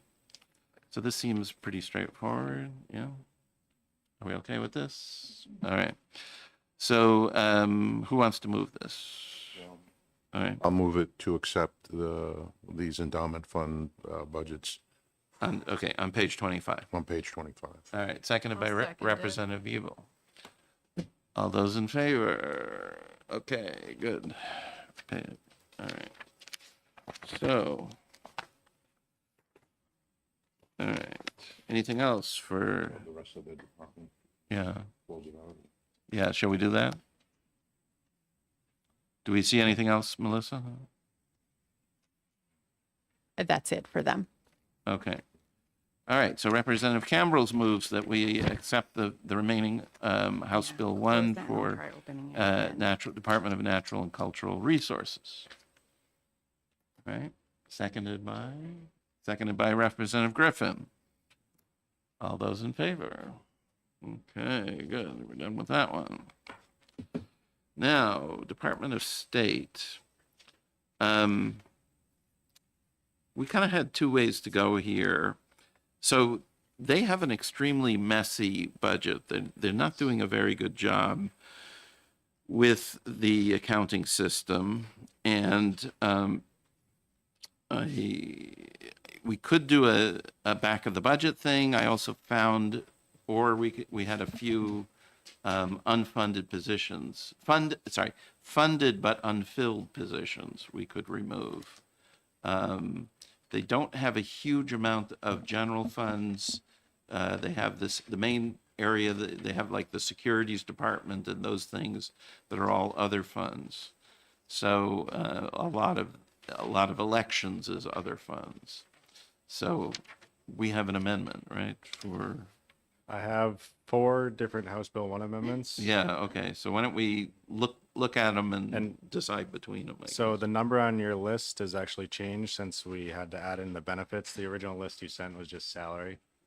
So I just used that Yeah, of as course, an yeah. estimate. So the number is really 545,000 in FY26 and 577,000 in 27. Well, that sounds pretty good. But I will hand out those amendments. Yes, good.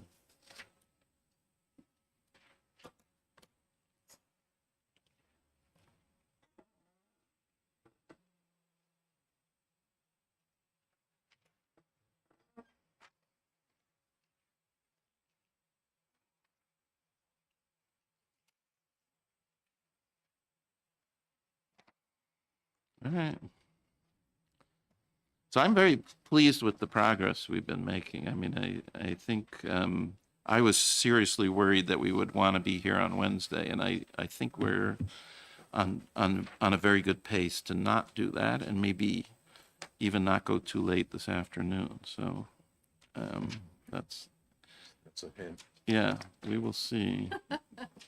But I think if we'll break after the Department of State, right, and then come back at 1:15 for these bigger topics. Oh, what about BEA grants? Did we do that one? We did. Okay. Okay, good. We did that one. Okay.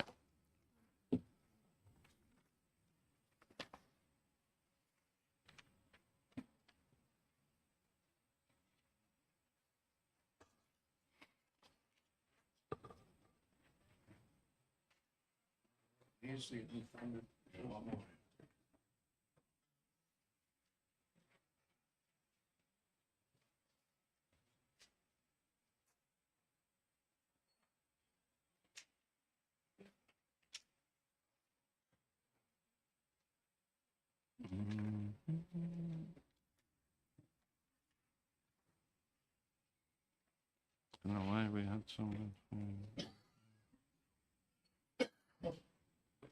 Okay.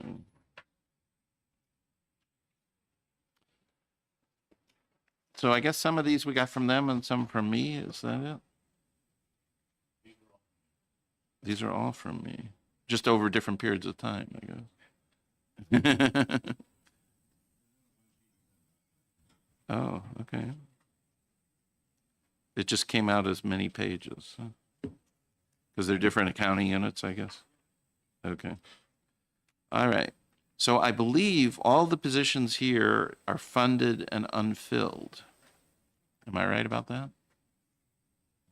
Yes. Okay. So, anyways, so these are, I looked through.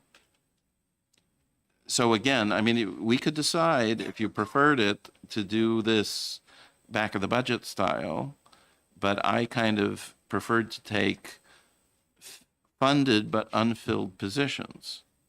And in a way, it's to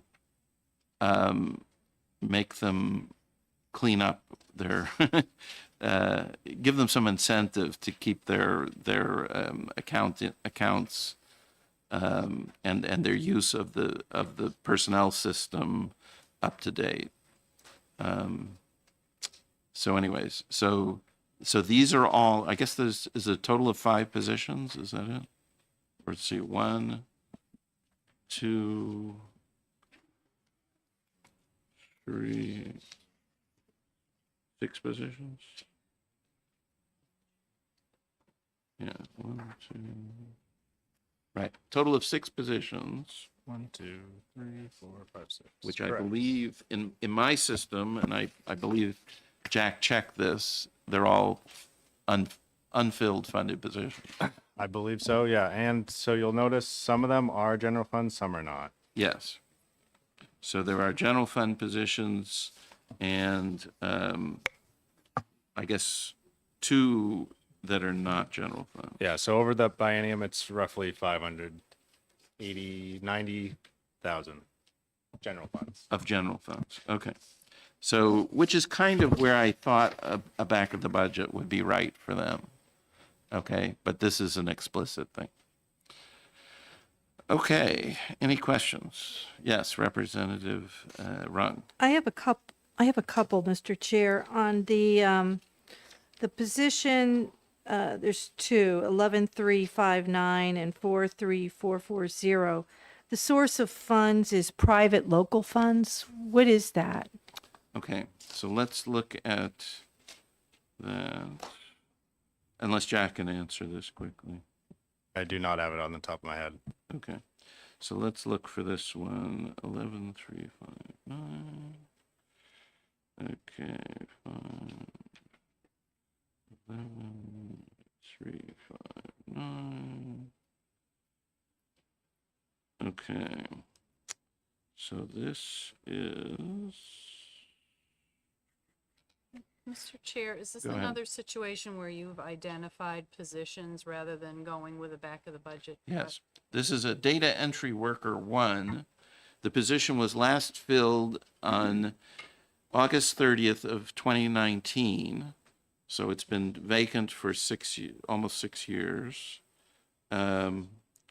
And it's in the corporate administration section. So it's part of corporate, corporate licensing and that stuff. But yes, So I prefer to do a back of the budget than these positions because I think it's an infringement on the management. I think we're micromanaging when we're identifying specific positions to be cut. I think we need to leave it up to the management of the Department of State to make those decisions. And if they don't do a good job, it's up to the governor to make changes on that. But if we're just looking at finance and cutting the budget, I think the back of the budget's more respectful Okay. to people running the So department. I'm going to disagree with you in this particular case. The Secretary of State is not the employee of the governor in any sense. He's the employee of the legislature. The legislature picks him just the way we do the treasurer. The governor does not appoint the Secretary of State. And so I think, and in particular, we asked for detailed cuts. You saw the way we got details from the Department of Administrative Services, for example, right? And we did those details that they recommended. I asked for similar stuff from the Secretary of State, and I did not receive it. So a little bit I want to sort of impose in this particular case. Okay? Representative Rung. Well, the other thing, we've cut a lot of positions that are funded and unfilled. And I think there's a false assumption there that those positions aren't needed. I think we have to delve into more into why they're unfilled. It could be a lack of talent in the local workforce that we can pull from. I think just saying that a position isn't needed because it's unfilled is just a very cursory argument, and I think we need to understand more why and work on that. But I think the logic of just getting rid of a position because it's unfilled, there may be one that's filled that is less important than getting an unfilled one staffed. That's all I have to say. I guess I find that hard to understand, especially one that's been unfilled for 6 years. Representative Munns. I agree with you, Mr. Chairman, that, every agency needs to bear its share. And I would support a back of the budget cut in general funds of $300,000 per year. Okay. Anybody else like to weigh in on this?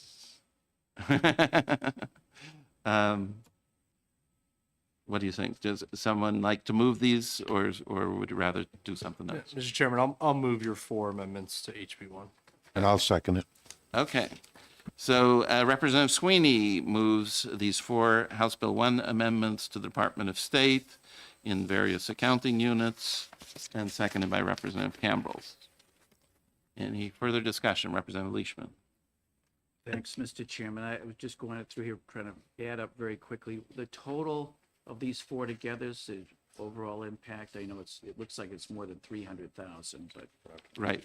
Recognizing that only two of these pages are general funds. right. Okay, Okay, so good. it's a little different, yeah. Okay. Ready to vote? Yeah? Representative Runk. I still stand by my preference to do it back of the budget, but I would support splitting this out for that one position that has been unfilled for several years. Well, I could tell you the other ones if you, Oh, yeah, sure, go ahead. okay. All right, so let's see. Let's start with, I'm going to take a minute, but, all right. So we said that position 11359, that was August of 19, right? What's the next one? 344. 3440. 4340. Yeah.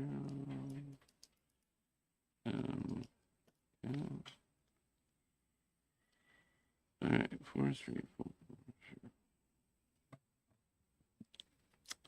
That one. Last filled October 26, 2017.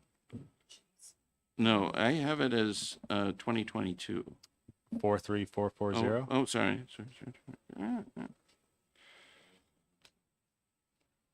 Yes, you're right. 2017. Yeah. Okay. 9U590. I have September 13th, 2018. Okay, 2018. So, in general, I didn't look for positions that, had retired last year or something like that, right? I mean, I looked for these longer ones. All right, 43455.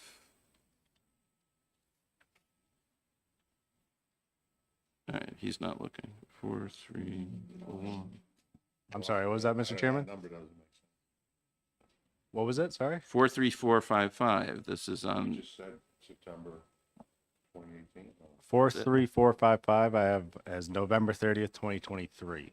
2023, okay. So that's not quite 2 years, okay. And the next, these unclassified positions. So 9U527 is August 11th, 2022. And 9U083. I do not have a date on that one. Yeah, I believe that one has never been filled. So,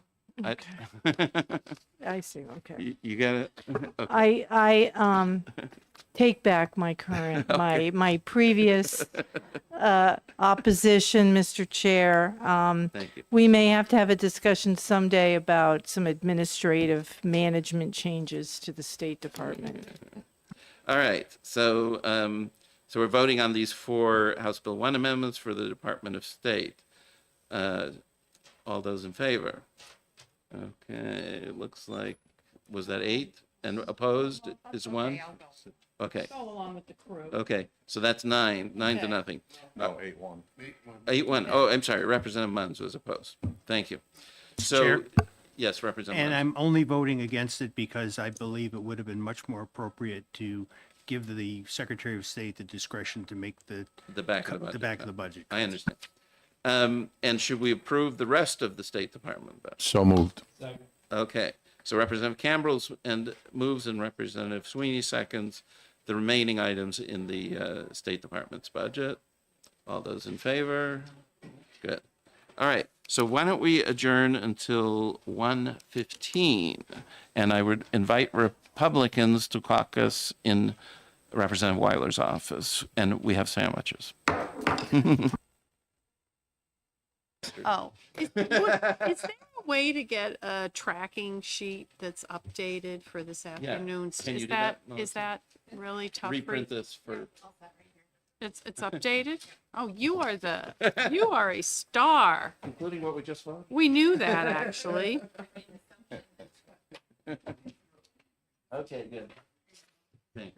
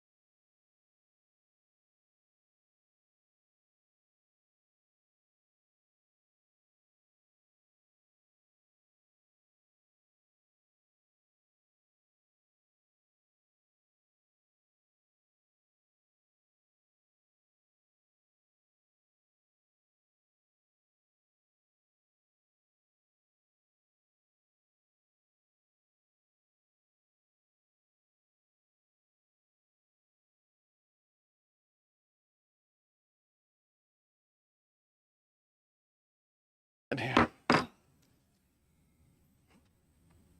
Okay, so we're going to finish up today, hopefully. What is left? So Jack just handed out some House Bill 1 amendments. Let's start with the one for Division 2. This is the amendment titled Treasury College Savings Commission. So this is what's called the unique or fidelity funds, something like that. And so this is something we'd always planned on. Division 2 was going to be using these funds to help fund UNH and the university system. So it's a kind of a transfer from our division into his, because the money in the budget is actually in the treasurer's part. So would somebody like to move this amendment? Yes, go ahead, Representative Munch. This isn't the 529 plan. Yes, it is. Well, that's not the state's money. No, it's not. It's individuals. Individuals make a contribution. All to right, that. let's go one at a time. I mean, I had Okay. one of those. I've been on this committee. Okay, Representative Weiler. I took this money back in 12, 13 budgets. This money comes in because the state has a contract with Fidelity. Fidelity has about 16 billion they're managing for New Hampshire, and most of this money's from out of state because the Treasury Secretary 30-some years ago sent in a form to the IRS saying, is this acceptable? IRS put it on their website. So everybody that wondered about a 529 went on the website and filled it out, and the money went to New Hampshire, to their contractor, Fidelity. Fidelity's had some excellent returns, so everybody's happy. Now, in the interim time, many other states started up their own program, and they filled up their coffers because they gave you a discount on the income tax from the state to put your money in the 529. So in individual states with an income tax, it helped them build theirs up.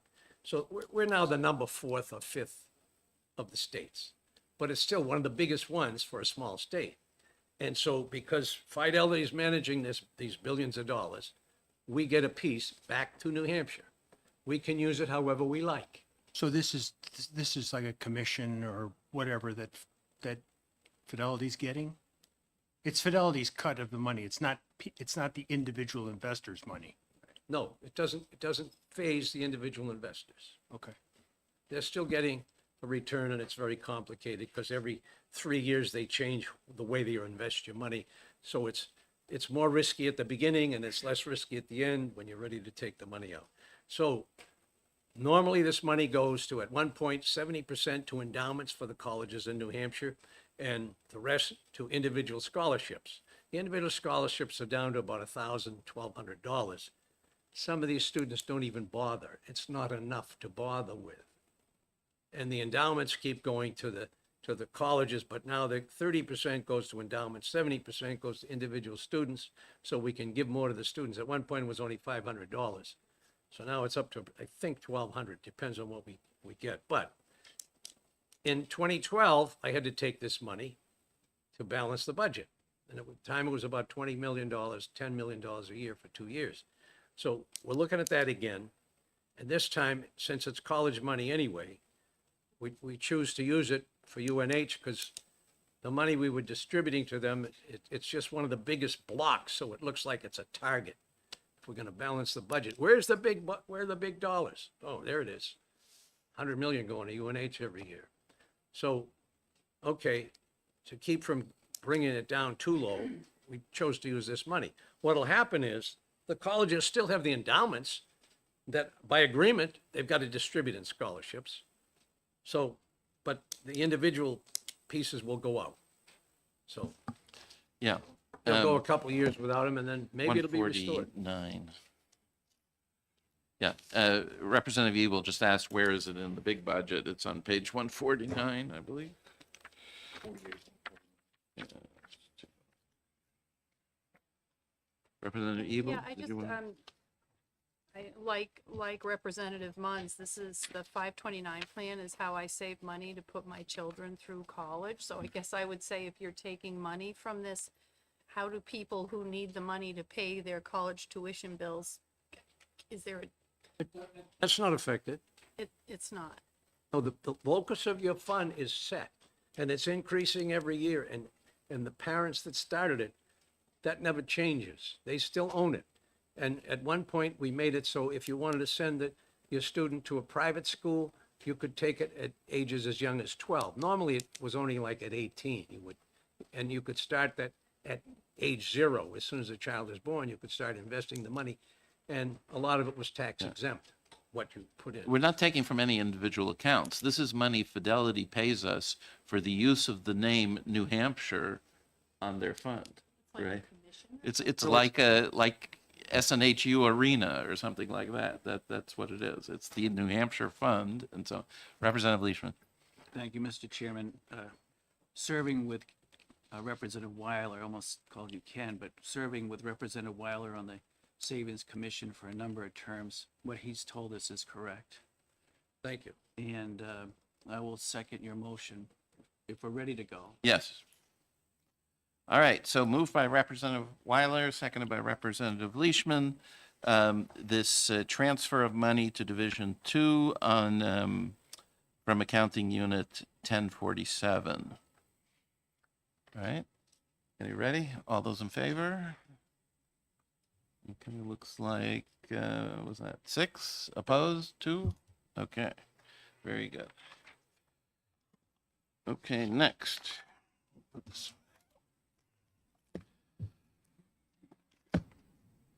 All right. All right, I guess we could do this little one. So we're handed out something about the rooms and meals tax distribution from the Treasury Department. So you can see that it's a roughly, this is changing the distribution from 30% for the biennium to a fixed 137 million per year. That's a little bit greater than the amount being distributed this year. So it's essentially holding this flat year to year. But the net savings to the general fund is about $11 million for the biennium. So, yes, Representative Muntz. Is this the only change being proposed for the rooms and meals tax? Yes, Okay, thank you. by me anyways. If you want to make a motion anyway. So, Mr. Chairman, you don't have a plan, the distribution plan that you had discussed? No, I think I decided it was better to do that as a bill next year because that would be a bipartisan bill. And this is not a bipartisan budget.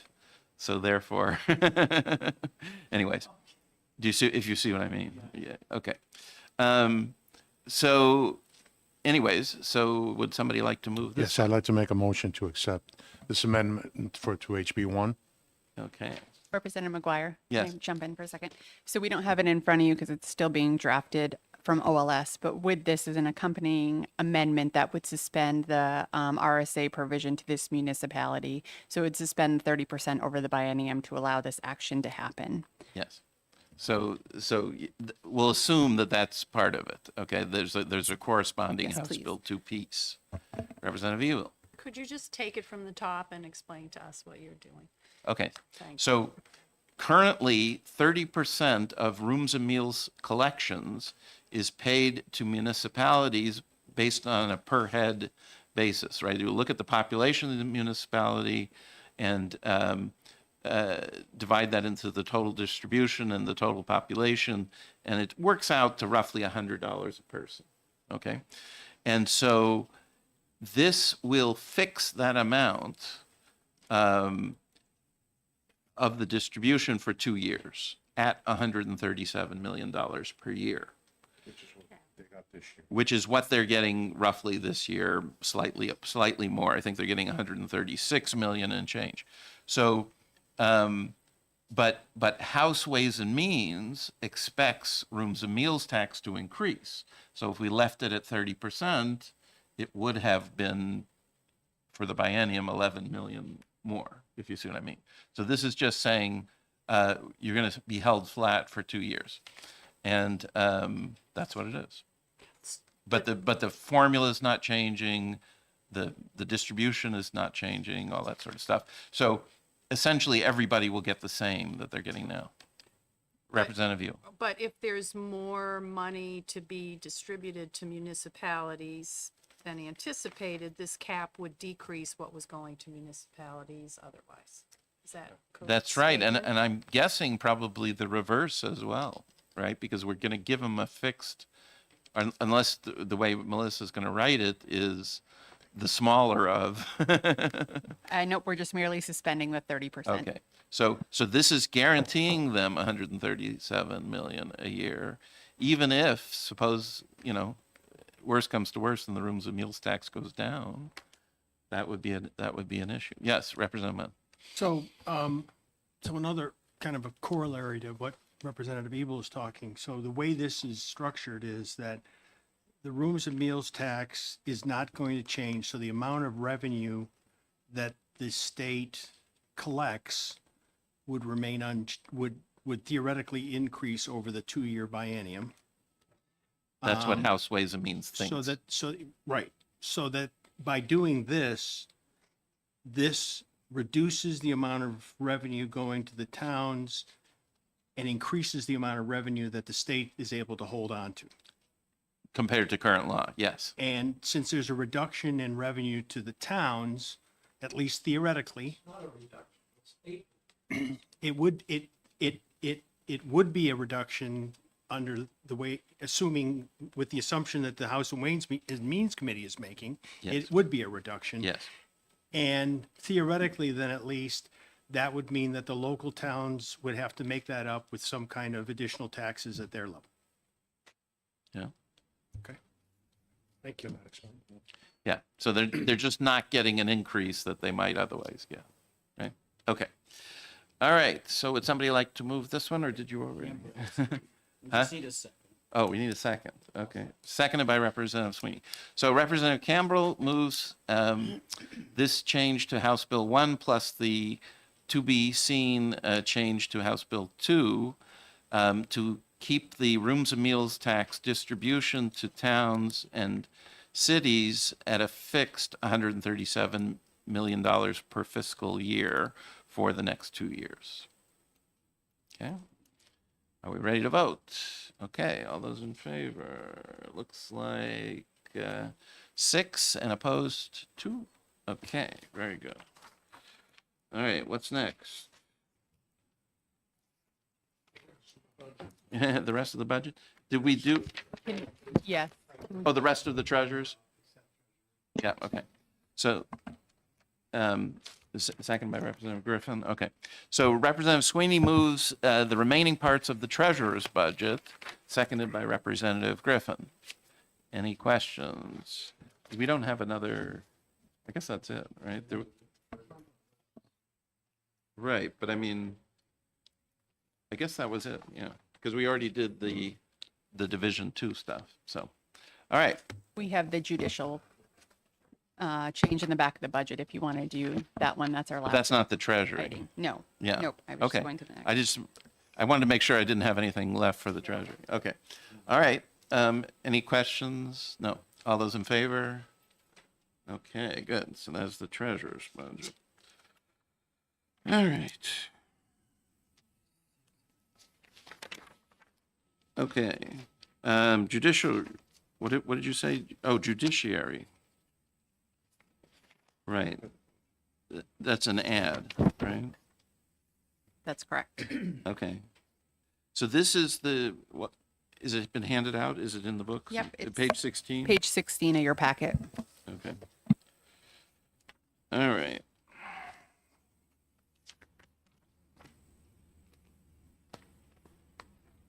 All right. So we, previously had given the judiciary a back of the budget cut of, what was it, 10 million or so for the? It was 10.5. 10.5 for the biennium.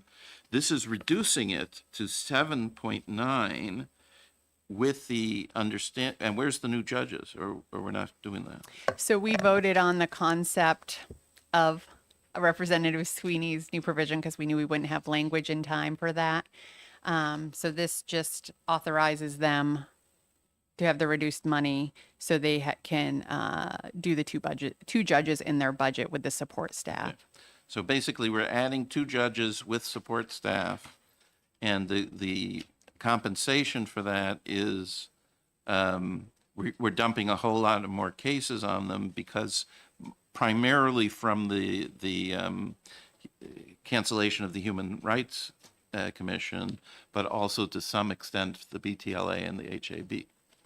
I thought we were Right. just doing one judge, Mr. Chairman. What's that? I thought we were just doing one judge, not 2. Yes, so I spoke to the Chief Justice about that, and he thought that one judge, it will be one judge in the business area, right? So for the HAB and the BTLA, those type of cases will be one judge. But the other one, that's the human rights type of cases, there's a big backlog there. I mean, this is part of the problem, right? There's 230 cases, I believe, that are currently unprocessed. So one judge would be to help with that backlog. And that, Representative Munz. and that judge is the judge that we weren't talking about yesterday. Because I think yesterday we were talking about the human rights cases would be spread among the existing judges. Right, it So would be now we would be adding a judge to address those cases. yet another sort of general Yeah, purpose Superior Court judge. Yeah, these are both Superior Court judges. So our net savings will just basically run out to about 2 million? Is that right? Right, the cost has just increased for the biennium of, I think it's closer to 3, right? 2.6. 2.6. Yeah. Because judges are not cheap. Yeah. Well, and each one, there's plenty of staff that goes along with it, right? So, all right, but we are asking them to cut staff. I mean, this 7.9 million here, I mean, that's going to have to come from real staff positions. Okay. Any further questions on this one? Nope. Would somebody like to move Amendment 1349? Okay, Representative Sweeney moves, Representative Griffin seconds. House Bill 1, Amendment 1349. All right. Any questions? All those in favor? Okay, looks like 8 and opposed 1. Okay, very good. Okay, so that's that. Do we have anything left besides retirement? I think you have done it, all of it. All right, the top of the page here. Save the best for last. Save the best for last. All right. So, where is the amendment? Page 25. Or do we have new copies? So, well, Yeah. I will hand it out right now. let me, yeah.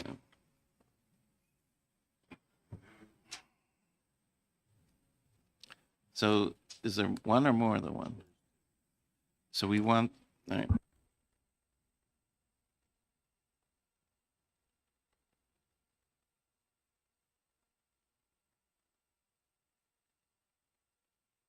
Why not?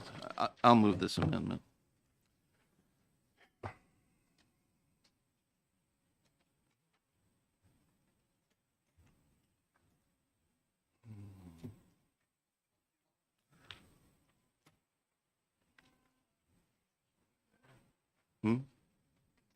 So, has everybody got one copy here?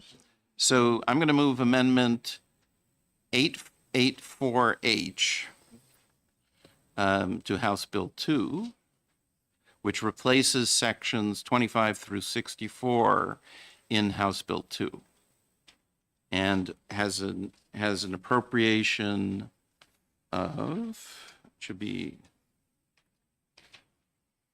of $28 million on page 3, toward the bottom there. Would somebody like to second my motion? I'll second your motion, Mr. Chair. Thank you, Thank you, Representative.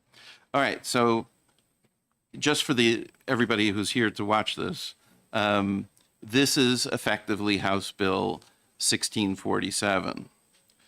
I had hoped we would have enough money for something greater than this, but the plain facts is that we don't. And I will say that this is an extremely difficult budget year. And as you've seen, if you've been watching what we've been doing in this division and what the other divisions are doing, there are severe cuts throughout the state budget. This is one of the very few areas that's getting an increase. You know, the increase may be not as much as we would like, but it is an increase and it is a significant amount of money. So it's what we can afford. And even then,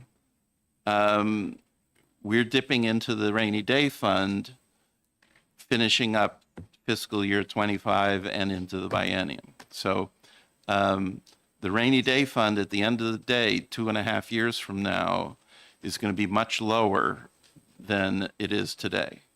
So, and that's unfortunate, but I think that's reality. So, any questions about this? So I can describe more detail about the contents if anybody's. I think probably most people in front of me are familiar with this, but maybe not everybody at the table is. So, yeah, Representative Muntz. Can I ask, for those of us that haven't memorized all the the provisions of every bill, Yeah. can you remind us what 1647 did? Okay. So what 1647 does is it's primarily about somebody's retirement has to do with their average final compensation times number of years service times a fraction. Okay. And that fraction is set for Group 2 members in what they call Tier C, I think at 2%, and for Tier A at 2.5%, and for Tier B, there's a table, okay? And it's different. In current law, that table is used for like the first 15 years of service, and then afterwards it becomes 2.5%. This changes the 15 years to 10 years. Okay, so that it's the table, the lower number, the number between 2 and 2.5, is only used for 10 years, and then the higher number, 2.5, is used for the remaining parts of the career. And other than that, there's not too many big changes here. What But about this is sort of what's left. This whole bill we passed in last year. It was sponsored by Representative Leishman and myself, and it went through the House with a price tag in the order of 50, and the Senate cut it in half and funded it with only about 28 or so, or 25, and so this is the remaining part of it. Okay, so this is the version of HB 1647 that came out of the Senate. no, it's out of the House. But you said the House version was 50 million and this is 28. Right, but last year the Senate funded half of it. So today we fund the other half, effectively. Right? Yeah, and we can make a strong argument, I think, with the Senate to do this. Can I ask a couple other follow-ups? Sure. So, when you went through the different components of how the benefit is calculated, so you talked about the multiplier, which, Yes. thank you. What about the average final compensation? There's What- no what does- changes from current law on any of those other parts of the calculation. Okay. Yes, Representative Rowe. Thank you. How does this amendment compare to what's in the governor's budget? It's quite different. So in the governor's budget, there are a lot of changes to calculations compared to current law. And those calculations can get quite involved because there's a separate calculation for each, what's the compensation of each year of service, and then what's the average compensation for the final some number of years, right? And so there's various limitations in those calculations that that the governor's budget removed. So for example, currently, if you retire with many days of sick day and vacation and that kind of thing left over, you can add that to your final compensation, and it makes your final year look much higher, right? And so that's not allowed in current law, but it is in the governor's budget. Okay, things like that. Another big one is what they call compensation over base. So if you're somebody who worked overtime during your career, we look at the fraction of your pay for a period of time that was overtime versus your base pay. Okay, so let's say somebody works 10% overtime, something like that, right? So, so there's a calculation done for in current law for the final 5 years versus the entire career, okay? And if you worked 10%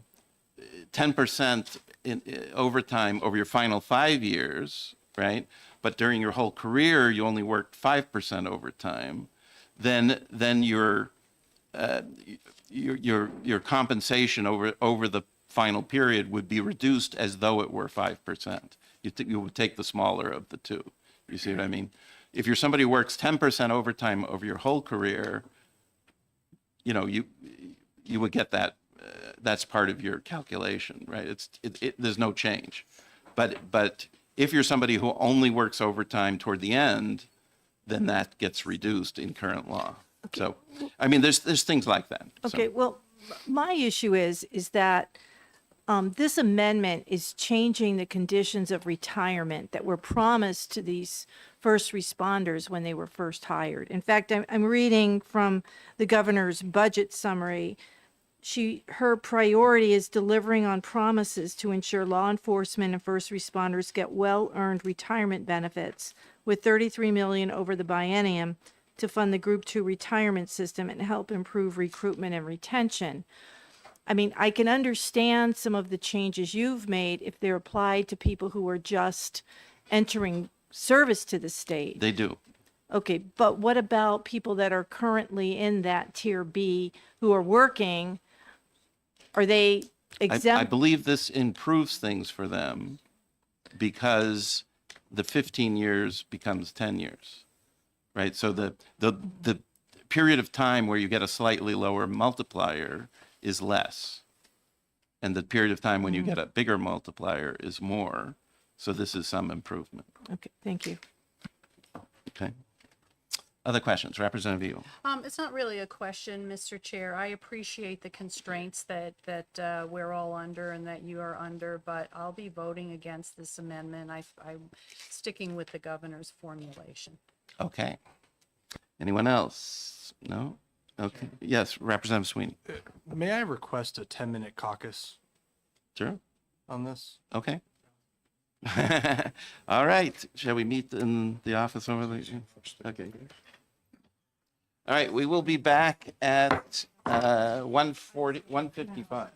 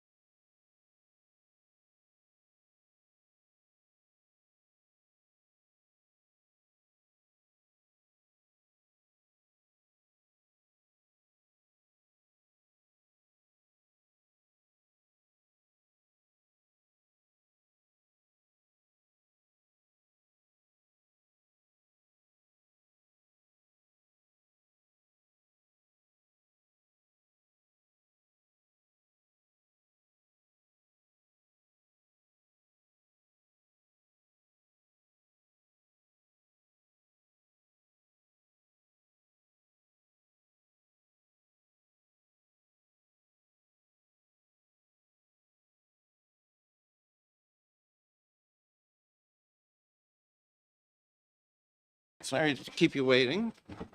I think we're back on track almost. We're missing something. Probably went to the restroom.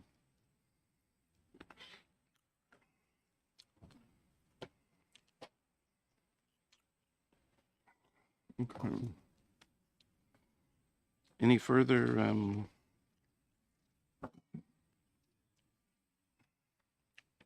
Are there any more amendments on retirement? Mr. Not that I know Chairman? of. Not that you're aware of.